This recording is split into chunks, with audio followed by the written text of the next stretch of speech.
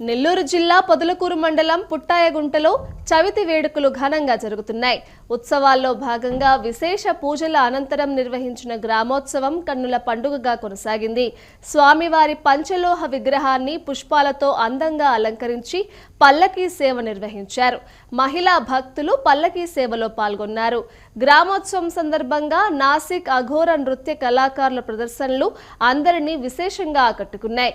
కేరళ, కర్ణాటక మహిళా బ్యాండ్ యువతను ఉర్రూతలూగించింది.